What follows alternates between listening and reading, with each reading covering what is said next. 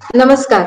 मूलभूत गणित सत्र मालिकेच्या तिसऱ्या सत्रामध्ये आपल्या सर्व सहभागी शिक्षकांचे मी हार्दिक स्वागत करते. ही सत्र मालिका लेंडे हँड इंडिया तर्फे आयोजित केली गेली आहे. जे नवीन शिक्षक यामध्ये सहभागी झाले आहेत त्यांच्यासाठी मी लेंडे हँड इंडिया विषयी थोडीशी माहिती सांगते. लेंडे हँड इंडिया ही कौशल्य विकासासाठी काम करणारी स्वयंसेवी संस्था आहे. संस्थेतर्फे MSFC multi skill foundation course हा विविध शाळांमध्ये राबवला जातो. संस्थेचे काम 7 राज्यांमध्ये चालविले जाते आणि या MSFC कोर्समध्ये ऊर्जा, पर्यावरण, अभियांत्रिकी, पाककौशल्य अशा प्रकारचे कौशल्याधिष्ठित उपक्रम चालविले जातात.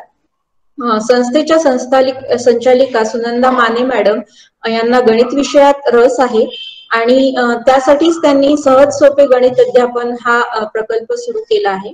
या प्रकल्पांतर्गत आपण गणित शिक्षकांसाठी कार्यशाळा विविध ठिकाणी आयोजित करतो. या प्रकल्पाची सुरुवात 2015 साली झाली आणि पुणे, सातारा, शिरूर, अहमदनगर अशा ठिकाणी कार्यशाळा राबवल्या गेल्या. 3 दिवसाच्या कार्यशाळा होत्या, काही ठिकाणी 1 दिवसाच्या कार्यशाळा होत्या. या कार्यशाळांमध्ये आपण कृतीयुक्त अध्यापन, गणित प्रयोगशाळा कशी तयार करावी किंवा जर मुलांना गणिताची जी भीती वाटते ती भीती कशी कमी करावी, सहज सोपं असं गणित कसं शिकवावं याविषयी आपण या कार्यशाळांमध्ये माहिती देतो. तर आता कोविडच्या दरम्यान आपण जुलै महिन्यापासून ऑनलाईन कार्यशाळांना सुरुवात केलेली आहे. तर हे आता आपण मूलभूत गणिताची सत्र मालिका या ठिकाणी सुरू केलेली आहे. 9वी आणि 10वीच्या विद्यार्थ्यांना जे गणितातले मूलभूत संबोध जे कच्चे राहिलेले असतात त्यामुळे गणित कठीण वाटण्याची शक्यता असते. मग हे जे मूलभूत संबोध आहेत ते कसे पक्के करावे यासाठी आपण ही सत्र मालिका सुरू केलेली आहे. तर आजच्या सत्राचा विषय आहे लसावी आणि मसावी. ही अत्यंत बेसिक कन्सेप्ट आहे गणितातली. त्यामुळे मुलांना ही पक्की करून घेण्यासाठी काय करावे यासाठी आपल्याला डॉक्टर प्रदीप आगाशे मार्गदर्शन करणार आहेत. आगाशे सरांविषयी बोलायचं झालं तर आपल्या सर्व शिक्षकांना माहितच झालेलं आहे आता की आगाशे सर अत्यंत छान असे सहज आणि सोपे गणित कसे करावे याविषयी छान मार्गदर्शन करतात. अजूनही वयाच्या साठीमध्ये सुद्धा उत्साहाने कार्यरत आहेत आणि महाराष्ट्रातील विद्यार्थ्यांना, शिक्षकांना सतत मार्गदर्शन करत आहेत. तर मी आगाशे सरांना विनंती करते की त्यांनी सत्राची सुरुवात करावी. नमस्कार शिक्षक बंधू भगिनींनो, मला बोलणं ऐकू येते ना? हो सर, बोलणं ऐकू येते. एक मिनिट मी पुन्हा एकदा सर्व शिक्षकांना नम्र विनंती करते की त्यांनी त्यांचे कॅमेरे आणि माईक ऑफ करावा आणि प्रेझेंट नाऊ हे बटन दाबू नये. उत्तम खेसे सर कॅमेरा ऑफ करावा. वारुणकर सर प्लीज माईक ऑफ करावा. धन्यवाद. हो सर, ओके. नमस्कार. तर गेल्या वेळी आपण मूळ अवयव वगैरे हा सगळा विषय पाहिला आणि विभाजकतेच्या कसोट्या झाल्या. सुरुवातच करण्यापूर्वी एक सांगायचं आहे की प्रत्येक वेळी दुसरं जेव्हा आपलं लेक्चर सुरू होईल, म्हणजे इथलं नाही, ऑनलाईन नाही, शाळेमधलं, त्यावेळी आधीच्या लेक्चरला काय झालं, आधीच्या तासाला काय झालं त्याची एक धावती उजळणी करणं आवश्यक आहे. कारण विद्यार्थी विसरतात मध्ये मध्ये, मी गेल्या वेळी बोलतो. म्हणून आपण सुरुवात करायची ती काही वस्तू घेऊन समजा किती, म्हणजे ती ऍक्टिव्हिटी करायची म्हणून. गेल्या वेळी मी खेळ सांगितला तसं समजा त्यांना एक 17 वस्तू दिल्या आणि त्यांना एवढं साधारण 5-5चा एक गट करा.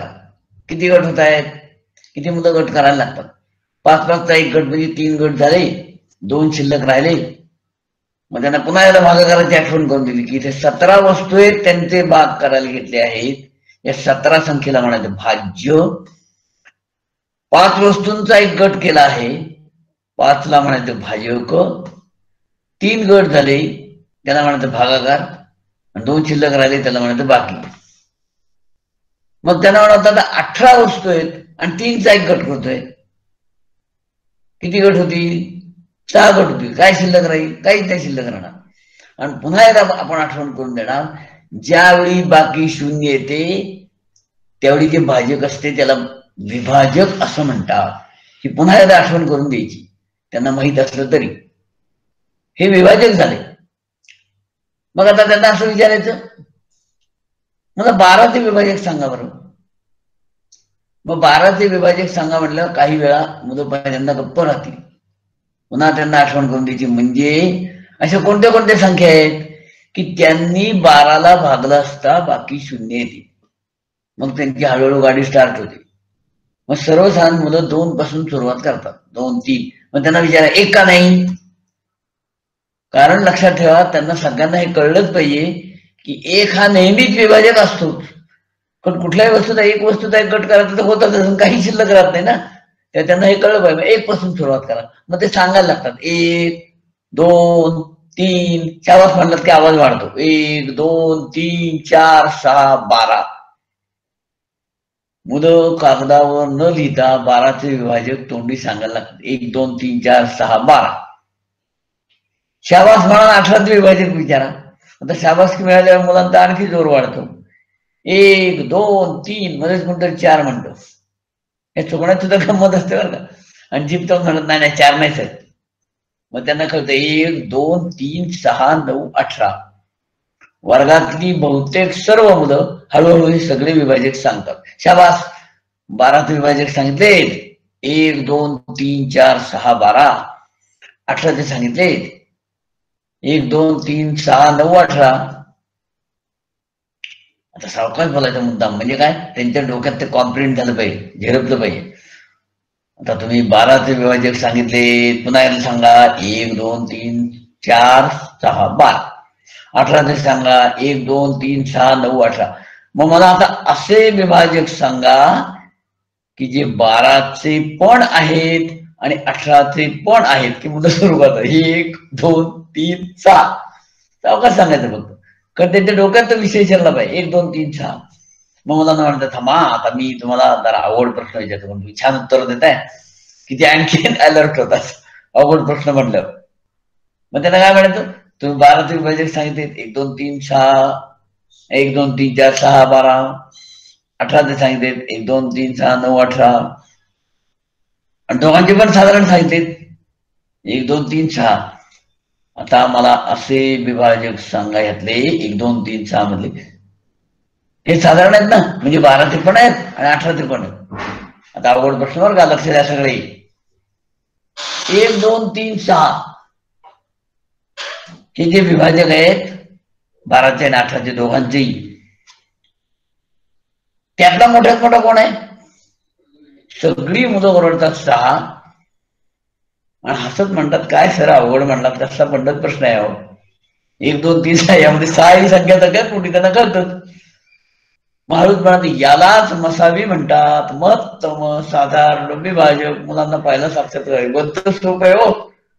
12च्या विभाजकांची यादी करा, 18च्या करा, मग साधारण कोणते लिहा, त्यातला मोठ्यात मोठा ओळखा. म्हणून 12 आणि 18 यांचा मसावी 6 येतो, हे मुलांना आम्ही सांगितलं. मग त्यांना म्हणतात बघा तुम्ही हुशार झाला तर 6 आणि 9चा काढूया आपण. चला 6चे विभाजक सांगा. मुलं सुरुवातच करतात ना, 1, 2, 3, 6. 9चे सांगा 1, 3, 9. दोघांचे सांगा 1 आणि 3. मोठ्यात मोठा कोण? 3. आणि मग मुलांना असं वाटायला तर मसावी भलतं सोपं आहे बरं का. पुन्हा त्यांना विचारायचं, कारण हे काय पुन्हा पुन्हा करून त्यांच्या डोक्यात फिक्स झाले पाहिजे पुन्हा. मग सांगायला काय केलं आपण, पहिल्यांदा विभाजकांची यादी केली. मग काय केलं, साधारण विभाजक लिहिले. मग काय केलं, त्यातला मोठ्यात मोठा कोण तो लिहिला, त्यालाच मसावी म्हणतात. ठीक आहे. मग काय केलं, विभाजकांची यादी करूया, साधारण विभाजक लिहूया, महत्तम जो त्यातील राही, मसावी तो त्यांचा येई. एक कोण म्हटली, आणि मागाशी म्हटल्याप्रमाणे ते भटजी जसे सांगतात एक ओळ काय, विधेयपणार्थ चंदनम समर्पयामी म्हणजे गंध व्हावे, तशी कोण म्हणायची विभाजकांची यादी करूया, केली. दुसरी म्हणायची साधारण विभाजक लिहूया, या साधारण विभाजक लिहिले. मग तमजो त्यातील राही, मोठ्यात मोठा कोण, मोसावी तो त्यांचाही. मुलं एवढी आनंदात उड्या मारायला लागतात की त्यांना वाटतं आता मसावी मला छानच यायला लागला. मध्ये ते गंमत करायची, लक्षात ठेवा. त्यांना यायला लागलं असं वाटलं की थोडं जरा अवघडाकडे सरकायचं, म्हणजे त्यांना लक्षात आलं अरे की काही वेळा ठीक आहे. महारुद्र दादा काय म्हणलं, 90 आणि 105 यांचा मसावी काढायचा. पोर लागली गडबडायला, कारण 90च्या विभाजकांची यादी मोठंच प्रकरण आहे हो. 1 2 3 का साधी काही यादी येते 90च्या विभाजकांची. मग 105 ची यादी करा, पुन्हा भानगड. मग त्यातली विभाजकांची यादी करण्यात संध्याकाळ झाली तर हे साधारण विभाजक केव्हा लिहिणार आणि त्यातला मोठ्यात मोठा केव्हा काढणार, मसावी अवघड झालं. ते म्हणले सर आम्हाला पहिल्यांदा सोपी उदाहरण दिली मध्ये याच्यासाठी दुसरी युक्ती आहे का, त्याच्या विभाजकांची यादी तुम्ही सांगा, मग आम्ही पुढचं सांगतो. मग दुसरी युक्ती सांगते, बघा काय करायचं, ज्यावेळेस मोठ्या संख्येची म्हणजे लहान संख्या सुद्धा चालतं पण मोठ्या संख्येनं आपण करून पाहूया. काय, पहिल्यांदा त्या संख्यांचे मूळ अवयव पाडा. आता मूळ अवयव पाडण्याची रीत आपण शिकलोय, कसे पाडायचे मूळ अवयव. पहिल्यांदा 2 ने भाग जातो का बघायचं, मग 3 ने जातो का बघायचं, मग 5 ने, असं करत करत मूळ अवयव पाडतात. मग मूळ अवयव पाडले, 90 चे मूळ अवयव पाडा, 105 चे पाडा. बघा काय येतात 90 चे, 2 गुणिले 3 गुणिले 3 गुणिले 5, बेत्रिक साहित्रिक 18 पंचे 90 असं आहे. 105 चे काय होतं, 3 गुणले 5 गुणले 7, 5 त्रिक 15 तर 5 होत असते 105.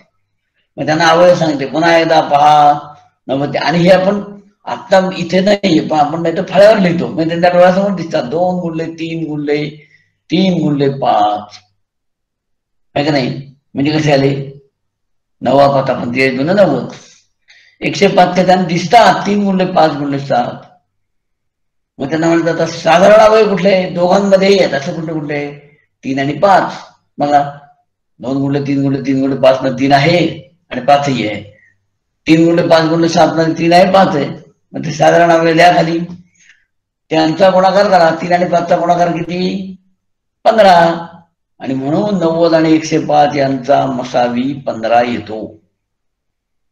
ही दुसरी रीत काय, मूळ अवयव पाडा, साधारण अवयव त्यातील निवडा, गुणाकार करू त्यांचा, मसावी त्या संख्यांचा मिळवा.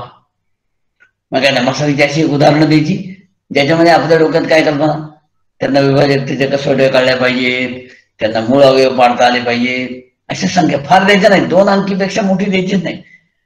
99 म्हणजे फार मोठी संख्या झाली, त्याच्या आतल्याच सगळ्या द्यायच्या, पाड्यातल्या आपल्या म्हणजे पाड्यामध्ये बसतं नाटक.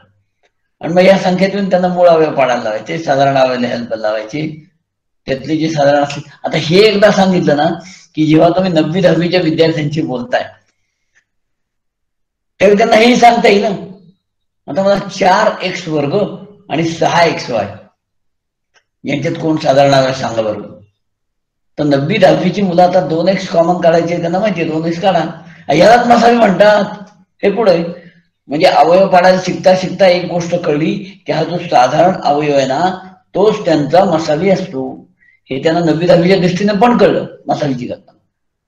मग मसावी झाले, पुढचा शब्द येतो लसावी, महत्तम साधारण विभाजक कळलं. या लसावी आणि मसावी या शब्दातच गोंधळतो मुलांचा.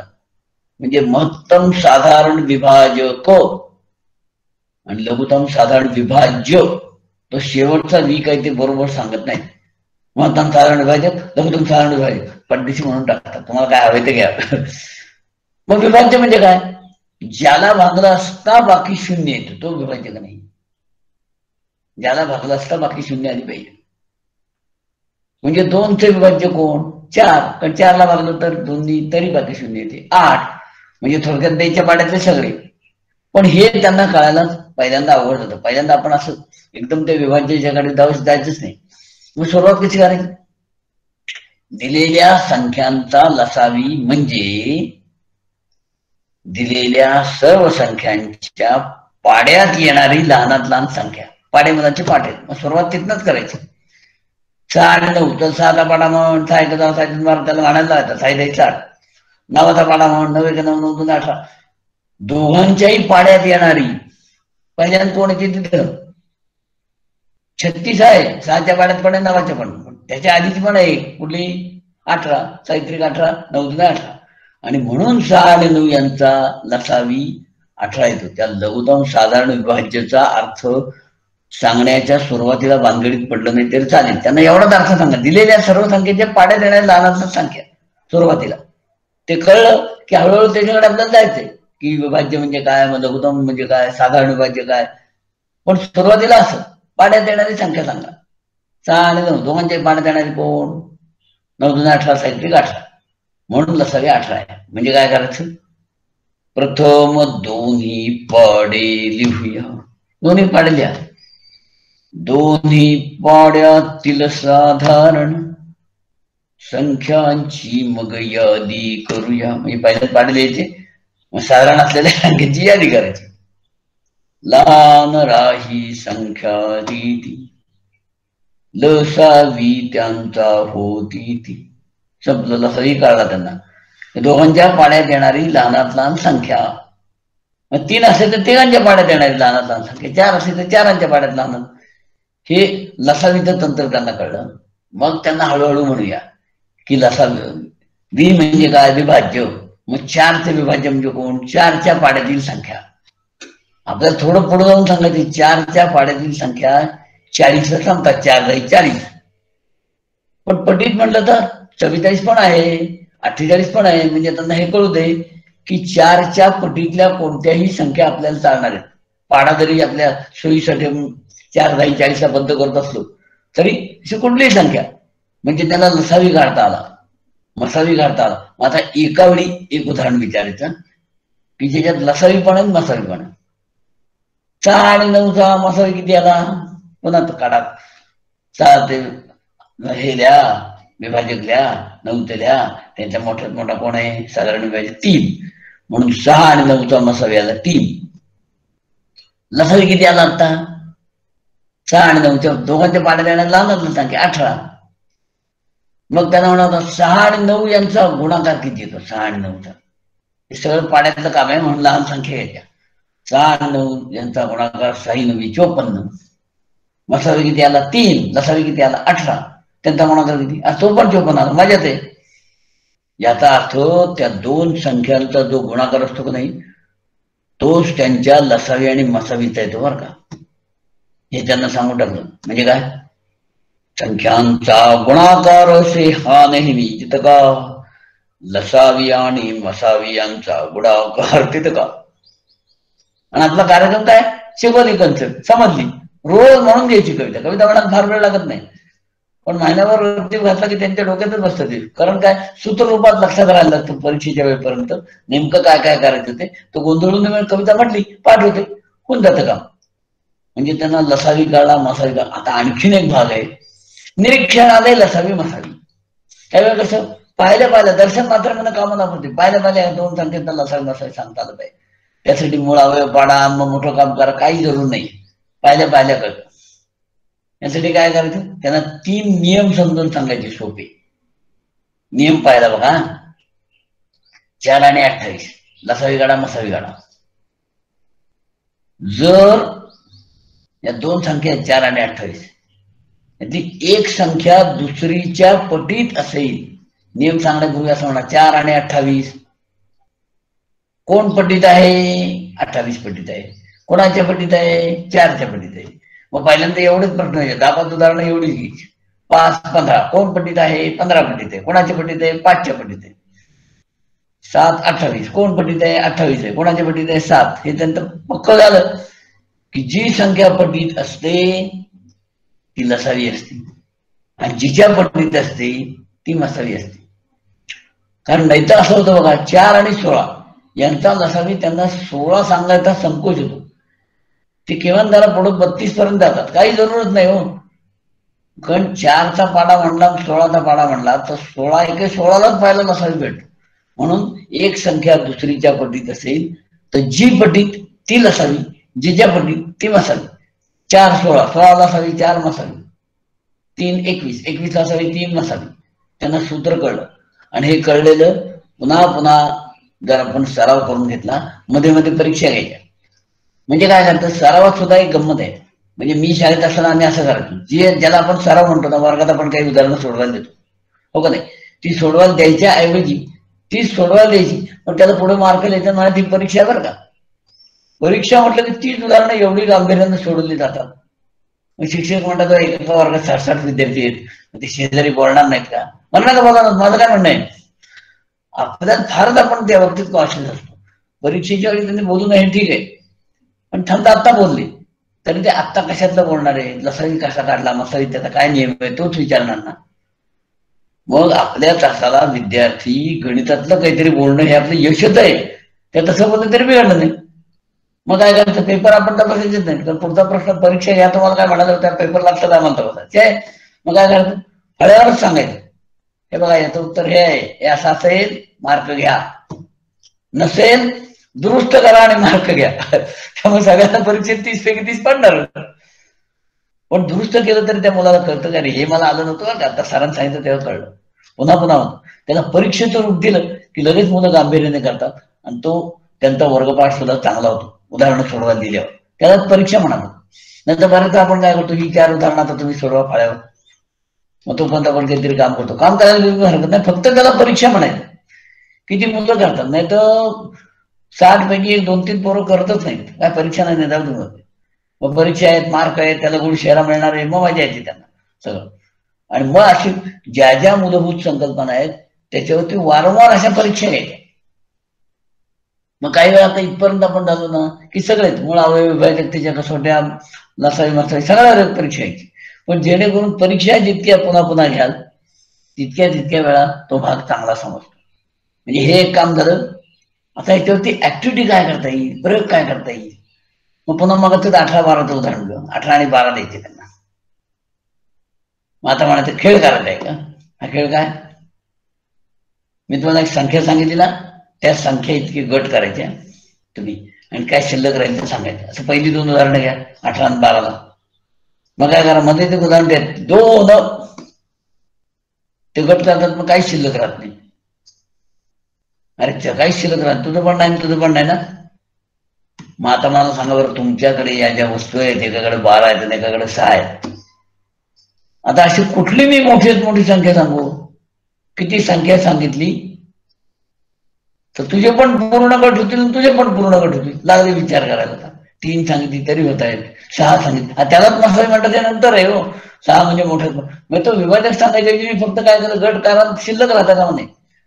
पण जेणेकरून असे प्रयोग घेतले ना की मुलं मधल्या सुट्टीत सुद्धा ते प्रयोग करत राहतात, जेणेकरून. कारण हे सातत्याने त्याला यायला हवं. विशेषतः लसावी हा पाठ्यभाग जेव्हा आपण पुढे अपूर्णांक, समान अपूर्णांक जे समान छेद नसलेले घेतो ना त्यांची बेरीज, त्यावेळी लसावी काढण्याची रीत जास्त शास्त्रशुद्ध आणि योग्य आहे. बऱ्याच वेळा आपण असं सांगतो इकडे इकडे गुणांक तिरका गुणाकार करा, ते त्यावेळी सोपं वाटतं पण हे सोयीचं नाही अजिबात. एक उदाहरण देतो मग तुम्हाला कळेल. 3/7 आणि 5/28 अशी बेरीज करायची. 3/7 आणि 5/28. तर इकडे 28 ने म्हणा, तिकडे 7 ने म्हणा, 28 आता एवढं लिहा खाली. हे करण्यापेक्षा 28 असं इकडं सोपं, म्हणजे एकाचा छेद 28 आहे, दुसऱ्याचा फक्त करायचा. अपूर्णांकाच्या तपशिलात बोलू दे. पण याचा अर्थ काय, लसावी त्यांना काढता येणं आणि लसावी काढूनच अपूर्णांकाची बेरीज करून छेदाचा विचार करणं हे जास्त संयुक्तिक आहे. त्यामुळे छेद लहान होतो आणि उत्तर येतं तेच अतिसंक्षिप्त रूपात येतं. त्याचं काहीतरी भलं मोठं उत्तर येतं 29/132 त्याला कळतच नाही, म्हणजे 1/5 येते. पण तो 29चा पाढा केला त्याचा पाठ असायचा.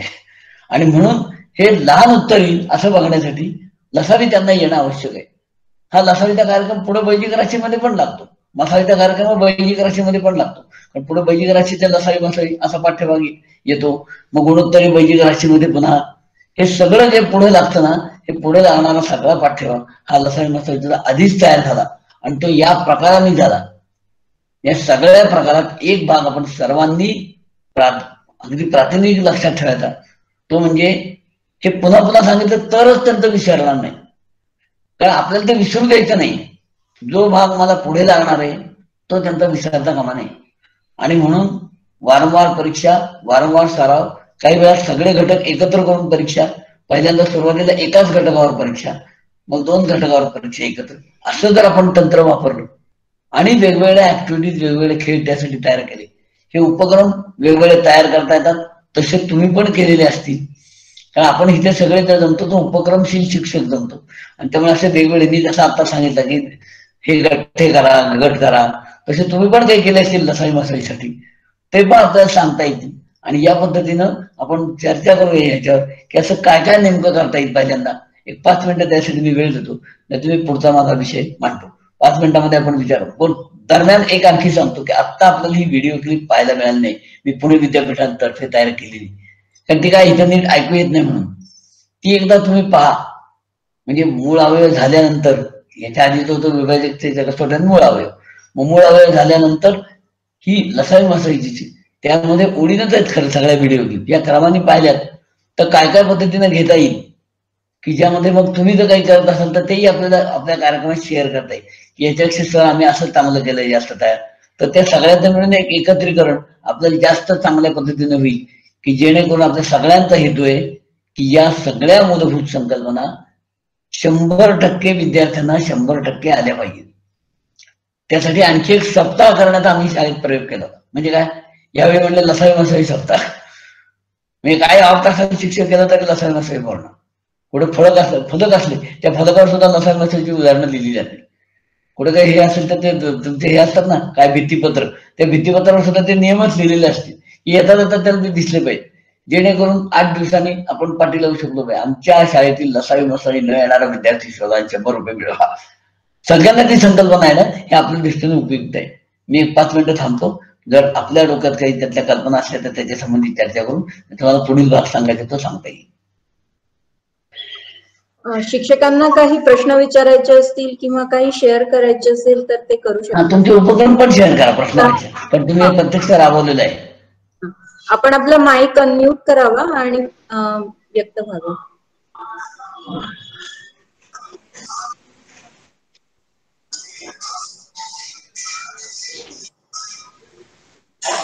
नमस्कार सर. हा नमस्कार.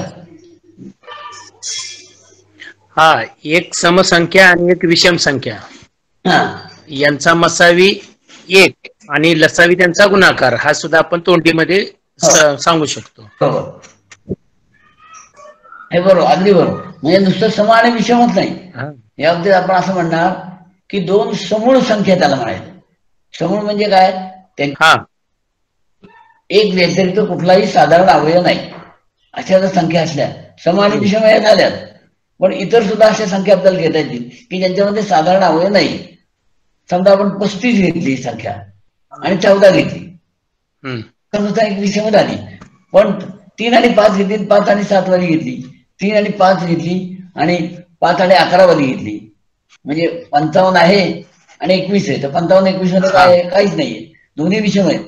पण यांना समूळ संख्या म्हणायचं की ज्यांच्यामध्ये साधारण अवयव कुठलाच नाही. असा जेव्हा 2 समूळ संख्या असतात त्यावेळी त्यांचा गुणाकार म्हणजे लसावी असतो आणि त्यांचा मसावी नेहमी 1 असतात. बरोबर आहे, हा गुणधर्म त्यांना दुसरा सांगायलाच पाहिजे.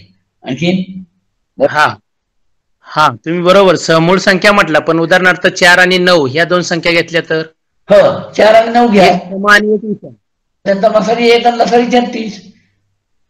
म्हणजे मूळ असतीलच असं नाही ना. नाही, नीट लक्षात घ्या. समूळ संख्या म्हणजे काही साधारण अवयव नसतो त्याला मूळ संख्या नाही.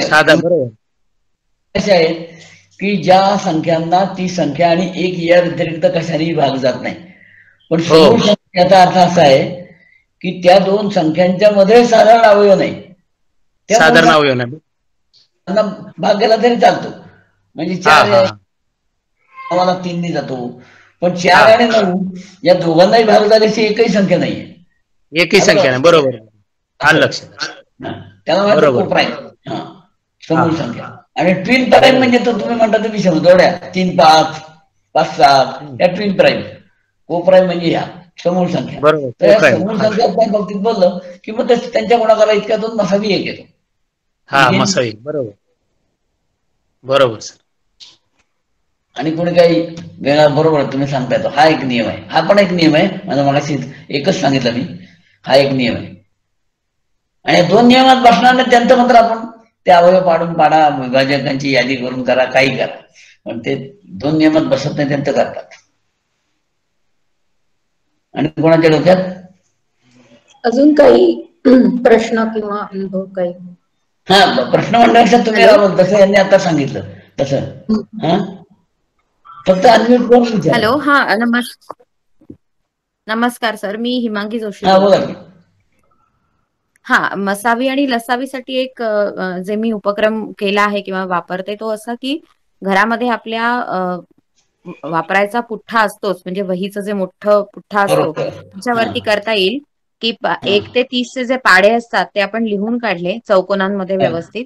आणि मसावीसाठी पहिलं सांगते की 12 आणि 18 उदाहरणार्थ आपण घेतलं. याचा जर आपल्याला मसावी काढायचा असेल तर 12 हा अंक कुठल्या कुठल्या याच्या पाढ्यात येतो, कुठल्या कुठल्या याच्या पाड्यात येतो. उदाहरणार्थ 2च्या पाड्यात येतो तर 2च्या वरती तिथे हॅलो. हा, 2 या पाड्याच्या वरती तिथे एक गोटी ठेवली. त्यानंतर 3च्या पाड्यात येतो का, तर 3च्या याच्यावर गोटी ठेवली. असं करत करत आपण 6 वरती गोटी ठेवली, 12 वर गोटी ठेवली आणि 18 वर गोटी ठेवली. आता जिथे कॉमन 2 गोट्या येतील ते शोधायचे. म्हणजे 2वरती गोटी येईल, 2वर येईल, 3वर येईल आणि 6 वरती येईल. मग आता 2, 3 आणि 6 याच्यावरती 2-2 गोट्या येतील. मग याच्यामधला सगळ्यात मोठा कुठला, तर 6, म्हणजे 6 हा मसावी झाला. असं निरीक्षणातून. हा, आणि तसंच लसावीचं सुद्धा करता येईल की उदाहरणार्थ 9 आणि 18 यांचा लसावी धरायचा असेल तर 9च्या पाड्यात येणारी आणि 18च्या पाड्यात येणारी अशी आपण कॉमन संख्या जे म्हणतो आहोत, तर तिथे कॉमन येईल ना दोघांमध्ये. म्हणजे 9च्या पाड्यामध्ये 18 वरती गोटी राहील आणि 18च्याही पाड्यामध्ये 18 वरती गोटी राहील. तर त्यांना कळेल की अच्छा 18 हा कॉमन आहे दोघांमध्ये, म्हणजे त्याचा 18 हा लसावी. म्हणजे घरातलं साहित्य वापरून काहीही बाहेरचं न आणता मुलांना हे करता येतं. आणि हे मी वर्गामध्ये 40 मुलं असतात ना सर, 40 मुलांना 40 डेस्क वरती त्यांच्या समोर एक पुठ्ठा दिला आणि गोट्या दिल्या तर ऍट ए टाइम टीचरला 40 लोकांवर हा प्रयोग करतायत. हो, नक्की. आणि हे काय होतं माहिती का, म्हणजे नुसती यादी करून लिहा म्हणण्यापेक्षा, कारण विद्यार्थ्यांना काही झालं तरी गणितातलं काही लिहिणं याचा कंटाळा येतो. हो, बरोबर आहे. तिथे त्या ह्याच्या सरकारने गोट्या ठेवा, खडू ठेवा, चिंचुके ठेवा, हे आवडतं. आणि जेणेकरून काय त्यातनं तो विषय समजला पाहिजे ना शेवटी. परत शिक्षक काय म्हणतात अशा ऍक्टिव्हिटीना की अहो हे असं करायचं, पण पेपरात त्यांना लिहायला लागतं का नाही, ते पेपरात लागतं. आता कशाला त्याची काळजी करायची. हा, म्हणजे कॉन्सेप्ट क्लॅरिटीसाठी आणि सरावासाठी उपयोगात येते. हे आलेलं आहे ते पेपरात लिहिता येईल. चांगली कल्पना आहे, अगदी छान आहे, बरोबर आहे. आणखीन असंच मला अपेक्षित आहे की असं आपण शेअर करूया, म्हणजे तुमच्या डोक्यात, कारण तुम्ही वापरलेले आहेत हे विशेषतः. यात काही शिक्षक जे 5वी, 6वी, 7वी शिकवणार असतील ना, त्यांचा तो रोजचाच सामना तुला सगळं काढायचा. मग 9वी, 10वीला केव्हा तरी तो वापरायला लागतो म्हणून. पण मग ते जर तुम्ही वापरलेले असतील वेगवेगळे प्रयोग, तर त्यातून तो विषय जास्त समजतो आणि त्या संकल्पना त्या इयत्तेच्या घट्ट झाल्या. पण वरच्या इयत्तांच्या शिक्षकांनी लक्षात ठेवायचं, जरी त्या घट्ट झाल्या असल्या तरी वरच्या इयत्तात वापरण्यापूर्वी पुन्हा एकदा शिकवायच्या, कारण ते आवश्यक आहे शिकवणं, विसरतात ती मुलं म्हणून. आणि कोणाचं काही छान केलंय, बरोबर आहे, चांगला उपक्रम आहे. जोशी मॅडम. हॅलो. नमस्कार सर, मी ज्योती माहेश्वरी बोलतीये.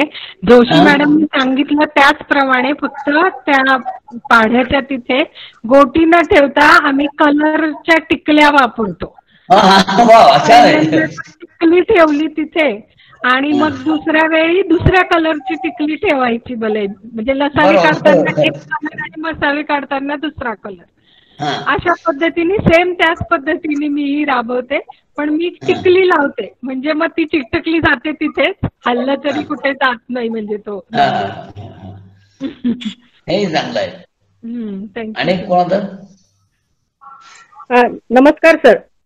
हा, बोलू का? मी आभा तेलंग.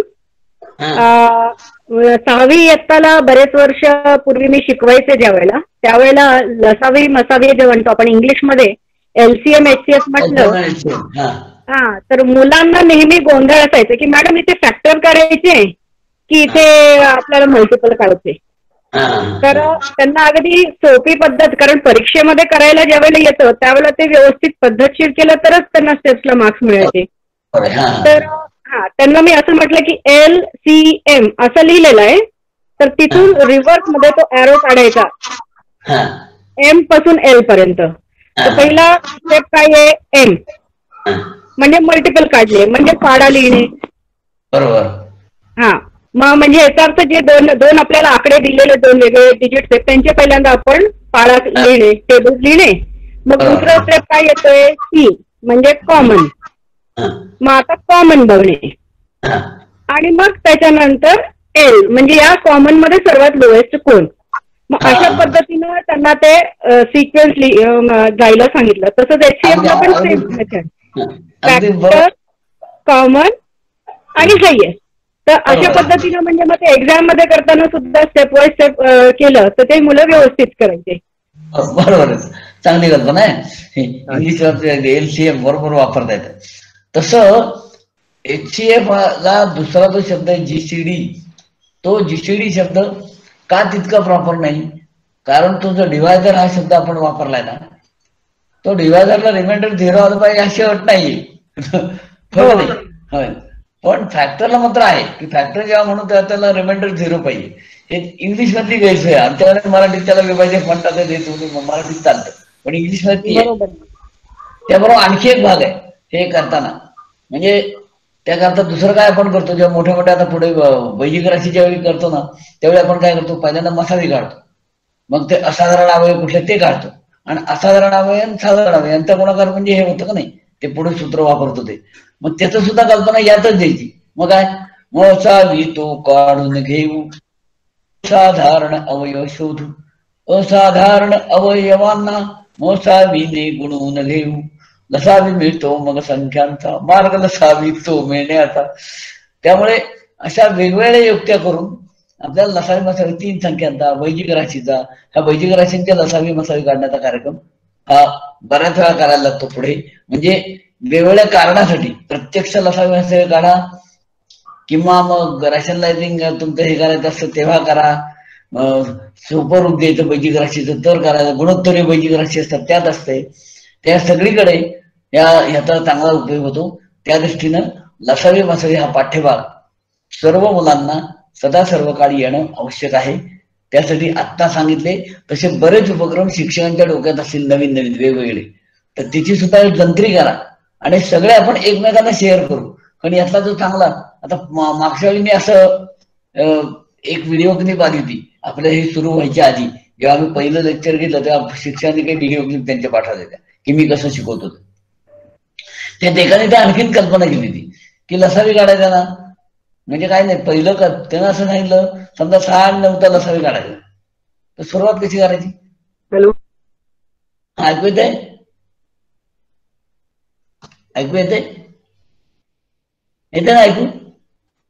हो सर. हो सर. हा सर येते. समजा 6 आणि 9 लसावी, तर आपण आता काय म्हणलं 6चा पाडा झाला 9चा पाडा आहे ना, त्यानंतर आणखी शॉर्टकट केला. तर 6 आणि 9 मध्ये मोठी कोण आहे, 9, म्हणजे 9चाच पाडा द्या, फक्त 9चा पाडा लिहित जायचं, आणि 6च्या पाड्याची संख्या पहिल्यांदा भेटली की तोच लसावी. 9 1 9 9 2 18, साहित्रिक 18, फक्त 9चाच पाडा द्या, मोठा असेल तो, पण लहानाचा विचार करूच नको. समजा 28चा पाडा लिहिला, 7 4 आणि 28, आता मी बोलतो ते 28चा पाडा द्या, 28 का 28, 4च्या पाड्यात 28 आले, तोच लसावी सगळ्याचा. आणि त्यामुळे त्यांनी जी युक्ती केली की 2 संख्यांपैकी मोठी आहे त्याचे पाडे लिहा, आणि मग लहान याच्यात कुठे कुठे येते ते बघा, ही पण चांगली आहे. तेव्हा असे वेगवेगळे युक्त्या करता येतील. काही जण दोघांचे अवयव एकावेळी असे पाडतात, आणि मग असं बघतात की 6 आणि 9 ते एकावेळी पाडू, म्हणजे 2 रकान्यासाठी 6चा एक 9चा एक, दोघांना भाग कशा कशाने जातो, 2 जातो, त्याला 2 जाते तरी 6 नाही जात दोघांना, मग त्या सोडून कडीकडे जातो तिकडे नाही, 3 जातो, 3 तर 6 3 3 जाऊ, आणि म्हणजे कोणाला देतील पाठीमागं, तेच त्यांचा मसाली असतो. असं करतात एकावेळी. तर या वेगवेगळ्या युक्त्या आहेत, त्या सगळ्या युक्त्या आपण वापरू, आणि या सगळ्या युक्त्या वापरून आपल्याला जेणेकरून हा पाठ्यभाग येईल. त्याच्यावरती काही शाब्दिक उदाहरणं असतात त्या लेखी उदाहरणासाठी हे सगळं करायचं असतं बऱ्याच वेळा, हे आपण लक्षात ठेवूया. म्हणजे जेणेकरून नाही तर काय होतं, एक साधं उदाहरण देतो, थोडं विषयांतर होतं तरी, की आपण एखादा विषय शिकवतो तो नक्की कोणत्या गोष्टीसाठी पाठ्यभाग शिकायचा हे बऱ्याच वेळा गोंधळाचं होतं.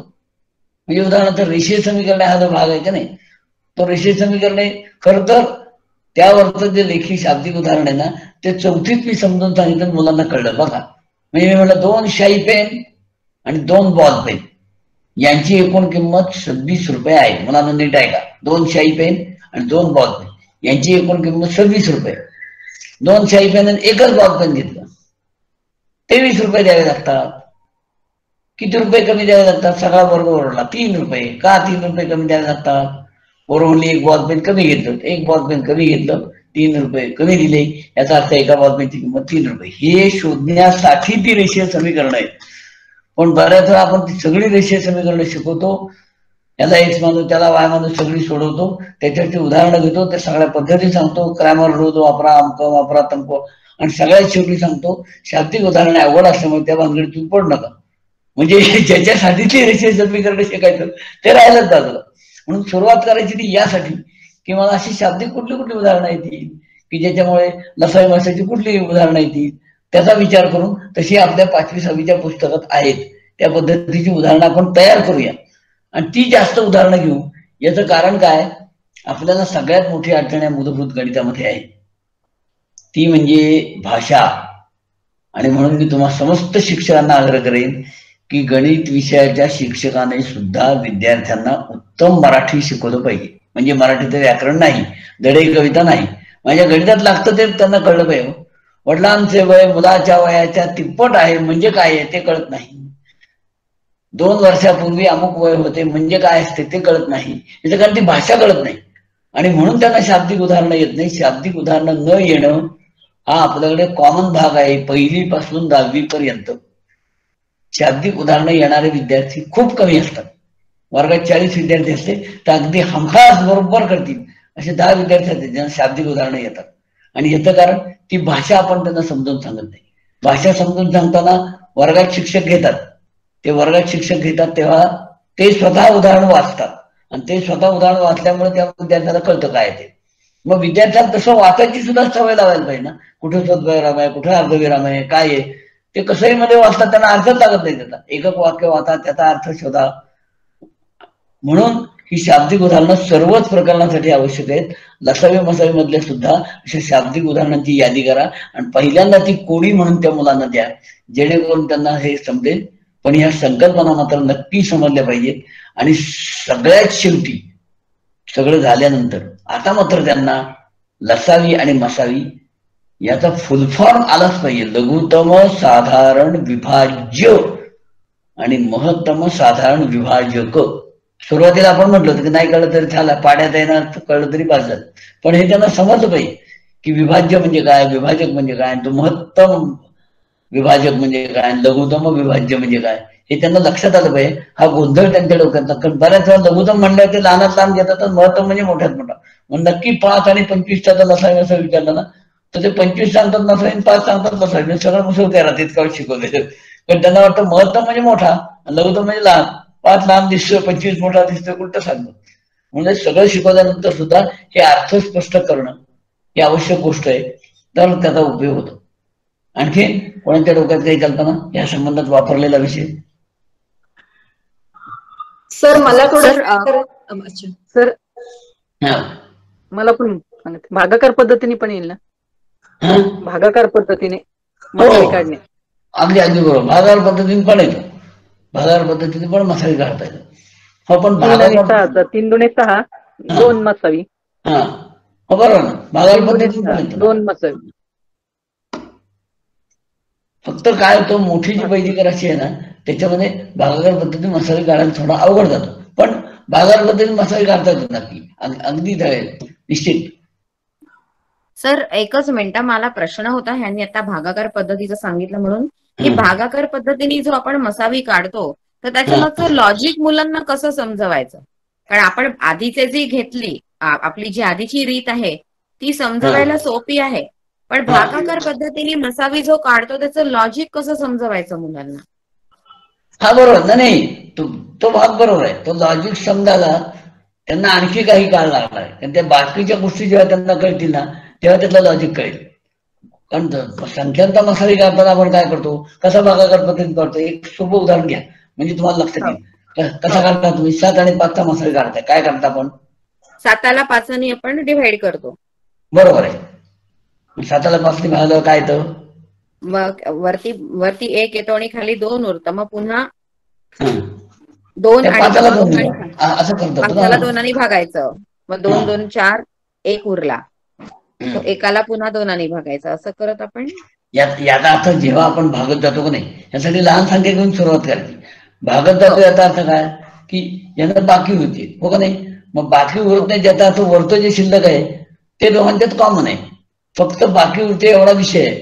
म्हणून त्यांना भागलं त्यांना भागलं असं केलं ना. त्यासाठी लहान उदाहरणापासून सुरुवात करायची. समजा उदाहरणार्थ आता आपण असं केलं की 4 आणि 6 यांचा मला मसावी काढायचा आहे.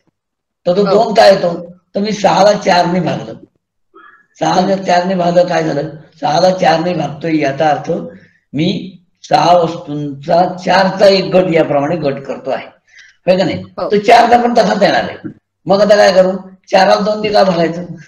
तर 4ला 2ने भागलं म्हणजे 2 आणि 4 यांच्या गटाचा विषय झाला. आणि म्हणून काय करायचं? 6 आणि 4 ते असे गट पाडून त्यांना दाखवायचं आणि मग ते भागाकारांनी करून भागाकारांनी करून दाखवताना सुद्धा या पद्धतीचा भागाकार करा. म्हणजे उदाहरणार्थ मागा आपण पहिला भागाकार घेतला होता बघा, आठवत असेल तर 7 भागिले 2 असा समजा भागाकार आहे. तर हा भागाकार आपण कसा करतो? तर 7ला 2ने भागायचं म्हणजे मी असं म्हणलं माझ्याकडे 7 वस्तू आहेत, 2 वस्तूंचा एक गट करा. किती गट झाले? 3 गट झाले. किती शिल्लक राहिले? एक शिल्लक राहिले, हो ना?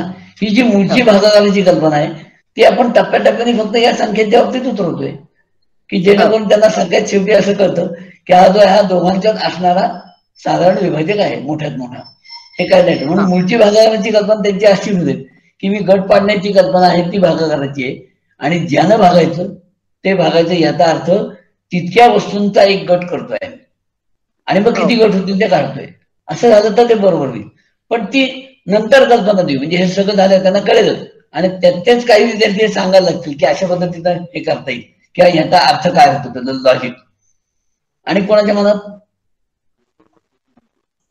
हॅलो सर, मला थोडं शेअर करायचं होतं. आता तुम्ही शाब्दिक उदाहरणाबद्दल बोललात, तर मला असं वाटतं की शाब्दिक उदाहरणं जे मुलांना कठीण जातात तर आपण ऍक्टिव्हिटी म्हणून मुलांकडनं शाब्दिक उदाहरणं बनवून घेतले एखाद्या मूलभूत संकल्पनेचे, म्हणजे ती लिखाणाची प्रॅक्टिस त्यांना होईल आणि त्यातले जे काही शब्द असतात शाब्दिक उदाहरणांमधले तर ते मला असं वाटतं की उपयोगी पडू शकते. कुठल्याही मूलभूत संकल्पनेचे 4-5 शाब्दिक उदाहरणं तुम्ही लिहा असं जर आपण मुलांना सांगितलं आणि ते चेक केलं तर मला वाटतं ते उपयोगी पडू शकतं. हेही चांगलं आहे, पण त्यात काय होतं मुळात त्यांना स्वतःला भाषा वापरता येत नाही हीच त्यांची अडचण आहे. त्यांना शाब्दिक उदाहरणं सांगलं याऐवजी अशी पॅरलल घेता येतील. नाही अगदी पहिलीपासून विचार केला ना, माझ्याकडे 7 पेन्सिली आहेत, त्या बंडूकडे 5 पेन्सिली आहेत, तर एकूण पेन्सिली किती हे एक उदाहरण मी दाखवलं की या पद्धतीची पॅरलल तुम्ही आता शाब्दिक करा बरं. मग पेन्सिलीच्या ऐवजी फोटोवर घेईल, आणखी काही घेईल, इतर वस्तू, पण त्याला एक नमुना दाखवायला पाहिजे. कारण त्याच्या दृष्टीनं हा विषयच नवीन आहे. आणि आपल्याकडे कसं होतं, मराठी म्हणजे नुसती मराठी विषयापुरती सुद्धा ती वापरली जात नाही खरं त्या तुलनेमध्ये जेवढी वापरायला हवी तेवढी. आणि विविध ठिकाणी तर ती भाषा आणखीन वेगवेगळ्या पद्धतीने घसरत जाते. म्हणजे मी अनेक ठिकाणी पाहतो की आपण एखादी वस्तू आपल्याला वस्तू मिळाली तर ती मिळाली म्हणतो आणि व्यक्ती मिळाली तर व्यक्ती भेटली म्हणतो. पण अनेक ठिकाणी मी पाहिलं की वस्तू नाही म्हणतात, मला भेटलं पेन भेटलं, पेन कसं भेटेल अहो. मग ही जी काय मराठीची संगती आहे ना, ती मराठीचा वापर जेव्हा मला या पद्धतीने शिस्तबद्ध रीतीने करायचा आहे त्यावेळी तशी उदाहरणं काही दिली पाहिजे आणि त्याचा अर्थ पण दिला पाहिजे की तो अर्थ देताना एकदम XY मध्ये न शिरता. म्हणजे साधं उदाहरण मी देतो ना, वडिलांचे वय मुलाच्या वयाच्या दुप्पट आहे. मुलाचं वय 30 तर वडिलांचं किती? मुलाला 25 सांगतो 60. तिप्पट आहे. मुलाचं वय 10, वडिलांचं किती? 30 तर लगेच सांगतो. पण मग काय केलं हे त्याला विचारायचं की तू का ते 10 वरनं 30 कसं काय आला? तर तिप्पट असणं म्हणजे 3 ने गुणणे, चौपट असणं म्हणजे 4 ने गुणणे, मग दीडपट असणं म्हणजे 302 ने गुणणे, हे त्याला कळलं पाहिजे. मग तो तशी उदाहरणं करेल. आज काय होतं त्याचा अर्थच त्याला समजत नाही अजिबात. आणि इंग्रजी माध्यमामध्ये ती अजूनच थोडी डिफिकल्टी लेवल जी वाढून जाते, कारण इंग्रजी इंग्लिश लँग्वेजच कॉम्प्रेट होत नाही, तर ती आणखीन गणिताची भाषा तर फार अवघड जातं, असा तो विषय आहे. त्यामुळे शाब्दिक उदाहरण हा आपल्यापुरता सगळ्यात मोठा प्रश्नच आहे आणि त्याच्यासाठी असाच सराव घेतला पाहिजे. त्यासाठी आणखी एक काम करता येईल, म्हणजे जेव्हा शिक्षक ऑफ तासात जातात ना, तेव्हा असं शाब्दिक उदाहरण द्यायचं, त्याचा अर्थ त्यांना स्पष्ट करायला जातं की शिक्षक बोलतील एकच वाक्य, सगळं मोठं उदाहरण दिलं पाहिजे असं नाही, किंवा एका 2 अंकी संख्येतील अंकांची बेरीज 5 आहे, मग याचा अर्थ काय, मग मुलं सांगतील त्याला 32 असेल ती संख्या, 3 आणि 2 5, त्याला कळली भानगड काय ती, असं करून दे त्याला पहिल्यांदा. मग एक्स्ट्रा घेतले तर x + y = 5 हे सगळ्यात शेवटचं उत्तरी. पण आम्हा शिक्षकांना बऱ्याच वेळा x + y = 5 हे उत्तर ऐकण्याचाच पहिल्यांदा आनंद असतो, तेव्हा ते 41 घेत नाहीत, 32 घेत नाहीत, असं होतं. तर हे झालं ना. नाही, ते शाब्दिक उदाहरणामध्ये जर हे लसावी आणि मसावीचे जर शाब्दिक उदाहरणं असतील, त्यात लिहिलेलं नसतं की लसावी काढा किंवा मसावी काढा, तर मुलांना जर बेसिक कन्सेप्ट क्लिअर नसेल तर मग कधी लसावी काढायचा आणि कधी मसावी काढायचा, त्याला मसावी म्हटलंच नाही ना मी असं म्हणलं माझ्याकडे 12 वस्तू आहेत आणि 18 वस्तू आहेत, त्यांचे मला गट करायचे आहेत, असे गट करायचे आहेत की काही शिल्लक राहता कामा नये, आणि तर मला अशा दोघांसाठी संख्या सांगा की ते 18 वस्तूंचे गट केले तरी काही शिल्लक राहणार नाही, 12 वस्तूंचे केले तरी काही शिल्लक राहणार नाही. तर असं मोठ्यात मोठं कोणती संख्या घेऊ शकाल, किती वस्तू तुम्ही जास्तीत जास्त एकावेळी घेऊ शकाल की ज्यांना 18 वस्तूंचे गट पूर्ण होतील, 12 वस्तूंचे पूर्ण, त्याला मसावी वाटायला सांगून टाका तुम्ही किती गट, तर तो करून जाईल की 2 वस्तूंचा एक गट करेल, आणखी एकावर 3 वस्तूंचा गट करतायत, 6चा पट, त्याला मसावी म्हणतात हे सगळ्यात शेवटी. असं जर केलं तर ते बरोबर असं म्हणतोय मी या दृष्टीनं, कारण ती एक अडचण आहे आणि ती सर्वत्र आहे शेवटपर्यंत. म्हणजे आमची चांगली मुलं सुद्धा त्या ड लेवल तर गणित असताना तर कळतच नाही त्यांना काय होते ते, त्या प्रवाहाच्या दिशेने गेलो, प्रवाहाच्या विरुद्ध दिशेने गेलो की मी पडते. आणि थोडस 2 कृती होत्या LCM आणि HCF वरच्या कृतीयुक्त अध्यापनाच्या अंतर्गत. LCM काढताना LCM काढायचं हे नाही सांगायचं, पण दिवाळीच्या दरम्यान आपल्याला विविध लाईट्स असलेले, विविध रंगाचे लाईट्स असलेली एक सिरीज असते, बरोबर, म्हणजे त्यामधले जे लाईट्स असतात लाल, हिरवे, पिवळे, तर त्याची जी टाइम ड्युरेशन असतो, एक जर 2 सेकंदांनी जर लाल लागत असतील, 6 सेकंदांनी जर समजा पिवळे लागत असतील आणि 8 सेकंदांनी समजा हिरवे लागत असतील, तर मग आणि काही मिनिटानंतर ते सर्व लाईट्स एकदम एकाच वेळेला हे होतात. तर मुलांना तो टाइम ड्युरेशन जो आहे तो नोट करायला सांगायचा आणि विचारायचं की सगळे लाईट्स एकदम केव्हा, किती म्हणजे किती अंतराने, किती टाइम ड्युरेशन नंतर लागतील. तर ही एक ऍक्टिव्हिटी मुलांकडनं केल्या जाऊ शकते, अत्यंत सोपी अशी ऍक्टिव्हिटी आहे LCMच्या अंतर्गत.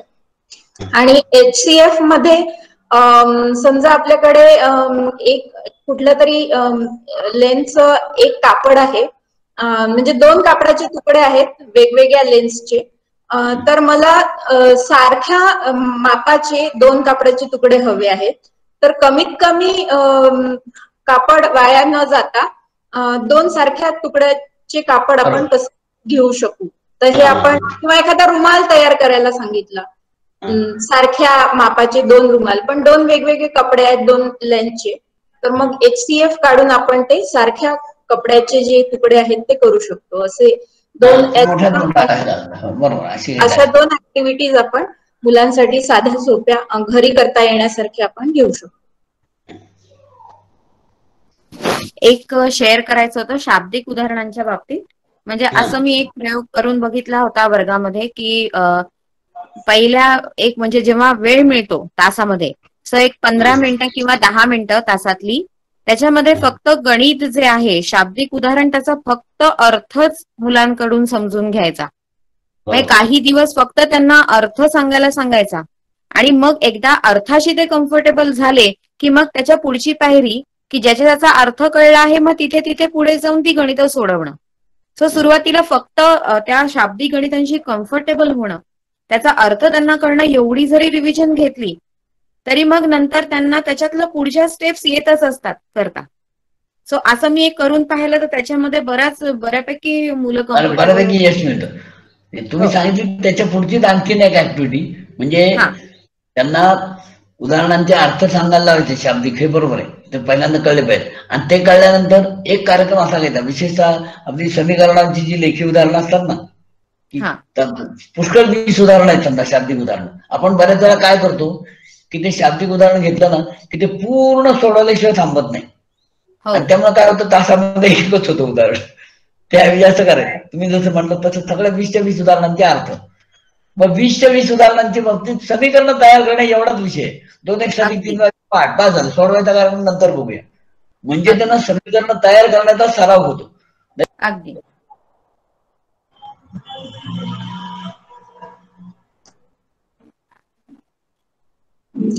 हॅलो सर, हॅलो, आपला आवाज हे झालाय, म्यूट झालाय. आपण कोणीतरी म्यूट केलाय सरांना.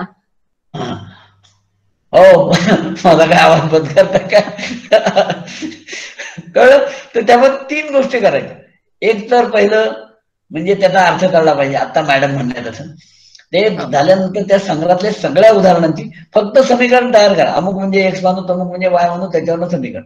समजा एक चल असेल तर एका चलाचं समीकरण, आणि ती समीकरण तयार सगळ्या उदाहरणांची झाली की मग ती सोडवायला बघूया. तर मुलं पण म्हणतील आता झाली ना, आता आम्ही घरी जाऊन सोडवतो. बऱ्याच वेळा काय होतं, त्यांना समीकरण तयार करण्याचा सराव मिळत नाही. आणि कारण आपल्या 30 मिनिटाच्या तासामध्ये जर आपण तो एक्झरसाइज सोडवायला घेतला तर एक उदाहरण संपूर्ण सोडवायचं म्हटलं तर 1 किंवा 2 उदाहरणं होतात व्यवस्थित, आणि त्यामुळे तो सराव मिळत नाही. बरं, बऱ्याच वेळा काय म्हणतो, याप्रमाणे आता बाकीची उदाहरणं तुम्ही करा, की विद्यार्थ्यांचा आणखी एक गैरसमज होतो, पहिली 2 उदाहरणं तुम्ही सोडवली ती सोपी होती आणि अवघड होती ती आम्हाला सोडवायला दिली.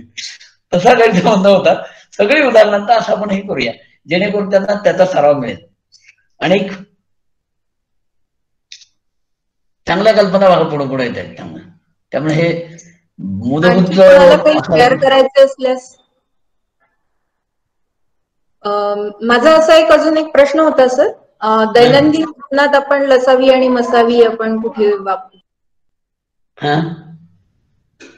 दैनंदिन जीवनात आपण लसावी आणि मसावी कुठे उपयोगात आणू शकतो?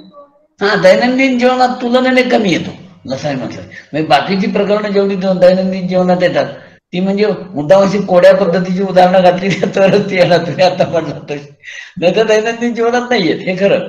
पण त्याचा पुढचा भाग जो आम्हाला लागतो की जो आम्हाला उदाहरणासाठी आवश्यक आहे त्यासाठी या लसावी मसावीची आवश्यकता आहे.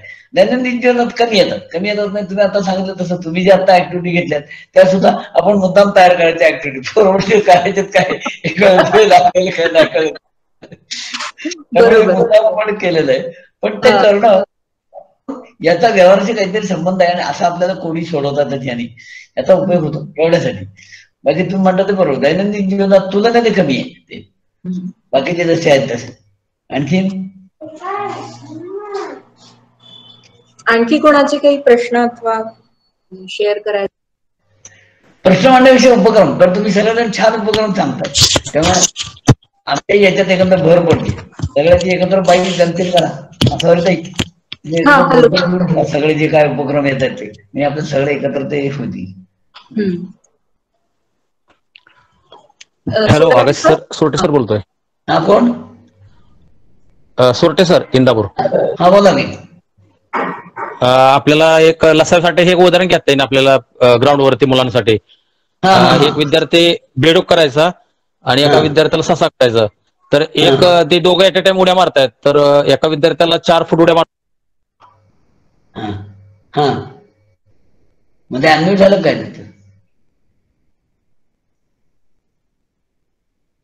अनम्यूट झालं बहुतेक. महेश इनामदार सर, आपण सर्वांना कुठेतरी म्यूट करत आहात. 2-3 वेळा असं झालेलं आहे. ओके, सोरटे सर तुम्ही अनम्यूट करून बोलू शकता. मॅडम, ते ग्राउंडवरच एक उदाहरण सांगितलं की आपल्याला 2 विद्यार्थी निवडता येतील, एकाला बेडूक करता येईल आणि एकाला ससा. तर बेडूक हा 4 फूट उड्या मारतो म्हणता येईल एका रेषेत, आणि त्याच वेळेस दुसरा ससा विद्यार्थी 6 फूट उड्या मारतो. तर त्या दोघांची भेट किती अंतरावर होईल म्हणजे लसावी आपल्या संकल्पना तिथे घेते उदाहरण. बरोबर, ही पण चांगली ऍक्टिव्हिटी आहे, हे पण चांगलं आहे, असं करता येते.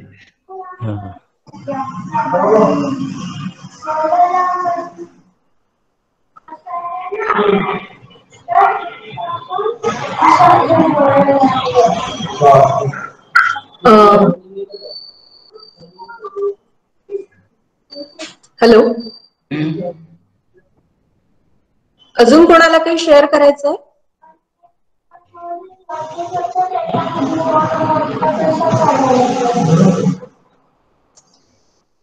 सर 5:11 झाले आहेत. मला असं वाटतं अजून काही शिक्षकांकडनं अजून काही अपेक्षित नाहीये. तर आपण सारांश असा मांडू शकाल का की ज्याच्यामध्ये समजा तुम्ही जसं म्हणता जे पहिल्या सत्रांना नव्हते त्यांना सुद्धा कळेल की आतापर्यंत काय झालं, त्याच्या संबंधी काय करता येईल, हे सगळं मी सांगतो 4 मिनिटांमध्ये. आपण असं घेतलं की या सगळ्या मूलभूत संकल्पना विद्यार्थ्यांना याव्यात, त्या क्रमशः याव्यात म्हणून पहिल्या सत्रामध्ये आपण पहिलं जे झालं त्यामध्ये फक्त बेरीज, वजाबाकी, गुणाकार, भागाकार, मग स्थानिक किंमत, मग त्याचं संख्येचं विस्तारित रूप इत्यादी भाग आपण घेतला पहिल्या सत्रामध्ये. मग दुसऱ्यामध्ये विभाजकतेच्या कसोट्या झाल्या, मग मूळ अवयव कसे पाडायचे, आणि आता आपण लसावी मसावी घेतला. हे सगळं घेत असताना मी आणखी एक भाग सांगितला होता, तो आपल्या सगळ्या शिक्षणासाठी परत एकदा आवर्जून सांगतो की जे पुढे पण आपल्याला उपयोगी पडेल. की गणिताची एकंदर उत्तम तयारी होण्यासाठी आम्ही एक प्रयोग केला होता की विद्यार्थ्यांची 100 मार्काची परीक्षाच घ्यायची नाहीये. म्हणजे मला अजून हे लॉजिक कळलं नाही की कुणी हे 100 मार्क आणि 3 तासाची परीक्षा हे काढलं गणित, मला काही कळलं नाही. वास्तविक आपण शाळेमध्ये असं शिकतो की 5वीच्या विद्यार्थीला त्याची 35 मिनिटं एका ठिकाणी बसण्याची क्षमता असते, म्हणून त्यांच्याकडे 35 मिनिटाचे तास ठेवा. जरा मोठा एक तास असतील तर 40 मिनिटाचे ठेवा, कॉलेजचे असतील तर 25 मिनिटाचे ठेवा. हे सगळं सोडून 3 तास कुठले एकदम गाठेकोट असतो. आणि त्यामुळे सर्वसाधारण अनुभव असा येतो की 5वी, 6वी, 7वीची मुलं परीक्षेला बसल्यानंतर ती 3 तास एका जागी बसू शकत नाहीत. मग त्यांना कंटाळा आला की उठून जातात. त्यांना हे गांभीर्य झालं की सगळा पेपर लिहिला पाहिजे. यासाठी आपण असं तर केलं की त्यांचे 2 पेपर काढले, 50-50 मार्काचे 2. असा आम्ही एक पहिला प्रयोग केला. त्यामध्ये काय केलं, 50 मार्काच्या 2 प्रयोगापैकी एक पेपर जो असेल तो मूलभूत गणिताचाच असेल, त्या 50 पैकी त्याला 35 पडले आणि दुसऱ्यात 50 पैकी 0 पडले तरी चालतील. म्हणजे पोस्टाचे व्यवहार पोस्टात गेल्यावर करतात, बँकेचे व्यवहार बँकेत गेल्यावर करतात. मग अपूर्णांक काय बँकेची कोणती सोय नाही, ते त्याला इथेच कळलं पाहिजे. आणि म्हणून मूलभूत भागाची 50 मार्काची परीक्षा असेल. ते आम्ही काय विचारणार आहोत, त्याची प्रश्नपत्रिका, नमुना प्रश्नपत्रिका त्या विद्यार्थ्याला जून मध्ये पहिल्यांदा दिली जाईल. किंवा काय नाही, समान छेद असलेल्या अपूर्णांकाच्या बेरजेचं एक उदाहरण विचारणार. कुठलं ते सांगू नका, पण विचारणार आहोत. म्हणजे पालक त्या दृष्टीने तयारी करून देतील, मुलगा घेईल. आणि त्यापुढचा विषय म्हणजे हे जे नमुना आहेत या प्रत्येक नमुन्याची 2-2 उदाहरणं दरवर्षी शिक्षकांनी घ्यायची. हे तुम्हाला 5वीत झालंय, 6वीत येतं असं नाही म्हणायचं, पुन्हा घेते, पण तो विचारला असेल. जेणेकरून एवढं जर तयार करून घेतलं तर त्या विद्यार्थ्यांना 50 पैकी 35 मार्क मिळतात आणि ती त्यांच्या गुणांनी पास होतात. मी गेल्या वेळी हाही मुद्दा मांडला होता की बऱ्याच वेळा आपल्या शाळेमध्ये, आता यंदा काय कोरोनामुळे काय परीक्षा झाल्याने विषय वेगळा, पण नाही तर आपल्याकडे एप्रिलच्या 2ऱ्या आठवड्यात परीक्षेचं काम संपलं की पेपर तपासण्याचं होतं. आणि एप्रिलच्या 3ऱ्या आठवड्यात केसेस घेऊन बसतात सुपरवायझर, मुख्याध्यापकांचं संबंधित शिक्षक. मग गणितात किती नापास आहेत, 25 नापास आहेत, मग 5-5 मार्क वाढवले ते किती पास होतील असा हिशोब सुरू होतो. आणि मग काही वेळा असं होतं की हे पास केले जातात, पण मग पास केले जातात मग विद्यार्थी म्हणतो, अहो आकाशी सर तुम्हाला काय सांगू, मी 35 मार्क तर लिहिलं पण नव्हतं पण मला 40 मार्क मिळाले. असा विनोद व्हायच्या ऐवजी पेपरच सोपा काढून म्हणतो 50 मार्काचा बेसिकचा इतका सोपा पेपर असेल आणि त्याला मग बेसिक यायला लागलं म्हणून मार्क मिळाले, ह्याचा एक आनंद होईल. म्हणजे मी काही न करता मला मार्क मिळतात असं झालं तर विद्यार्थी अभ्यासातून परावृत्त होईल. याऐवजी सोपा पेपर काढला, त्याला यायला लागलं तर तो म्हणला तर पुढचं करावं, त्याला आनंद वाटेल. या दृष्टीनं बेसिकचं म्हणून जेवढे प्रयोग करून तो अभ्यासाला लागण्याच्या दृष्टीनं आणि त्याच्या संकल्पना पक्क्या होण्याच्या दृष्टीने ते आवश्यक आहे. आणि मी हे पुन्हा पुन्हा का सांगितलं की बेसिक कन्सेप्ट विसरता आला नाहीत म्हणून कित्येक विद्यार्थी असं म्हणतात की मला 6वीत लसावी येत होता, आता 9वीत येत नाही, याला काहीच अर्थ नाही ना. असे खूप वेळा होतं की पुढच्या येतात. म्हणून नाही तर बघा ना, त्रिकोणमिती हे प्रकरण जर विद्यार्थ्याला अपूर्णांक उत्तम येत असतील यायला हरकत नाही. महत्व आपण हे प्रकरण अपूर्णांक उत्तम येत असतील ते यायला हरकत नाही. पण त्यांच्या अपूर्णांकाचे कितीतरी नियमाचे गोंधळ हे 9वी 10वी पर्यंत शिल्लक राहतात. याचं कारण त्या इयत्तेत ते शिकवलेले असतात पण विसरलेले असतात. म्हणून या मूलभूत संकल्पना दरवर्षी पुन्हा घेणं आणि त्याचा सराव घेणं आवश्यक आहे. तसा करण्यासाठी हा आपला प्रयत्न आहे की जेणेकरून एक दिवस महाराष्ट्रात असा उजाडेल की या मूलभूत संकल्पना सर्व विद्यार्थ्यांना सदा सर्व काळ येत आहेत. तसं ज्यावेळी घडेल त्यावेळी 9वी 10वीच्या शिक्षकांना शिकवायला खूपच आराम मिळेल. कारण मूलभूत संकल्पना येत असतील तर आपल्या प्रत्येक शिकवण्याला विद्यार्थी प्रतिसाद देतील आणि मग आपला पण उत्साह वाढेल. आता बऱ्याच वेळा आपण एकटेच बोलतोय असं वाटतं, पोरांच्याकडनं काही चेहऱ्यावर सुरकुशी सुद्धा हलत नाही, त्याला काही कळतच नाही. आणि ते कळत नाही तर कारण मागचं कळत नाही. मला वाटतं हा सगळा विषय तुम्ही सगळेजण अनुभवतात म्हणून आपला हा सगळा प्रयोग आहे की बेसिक कन्सेप्ट मूलभूत संकल्पना सर्व विद्यार्थ्यांच्या उत्तम झाल्या पाहिजे त्यासाठीचा हा प्रयोग आहे. आणखी वेळ संपलेली आहे सत्राची. आगाशे सर, आपण LCF आणि HCF याविषयी खूप छान मार्गदर्शन केले, त्याविषयी आपली आभार. पुढील सत्राविषयीची माहिती मी पुढील आठवड्यामध्ये सांगेनच. सर्व सहभागी शिक्षकांचे मूलभूत गणित सत्र मालिकेला दिलेल्या प्रतिसादाबद्दल धन्यवाद. ज्या पुढच्या सत्रालाही आपण प्रतिसाद द्याल अशी अपेक्षा व्यक्त करते आणि ही सत्र समाप्तीची घोषणा करते. आपण लॉग आउट होऊ शकता. धन्यवाद.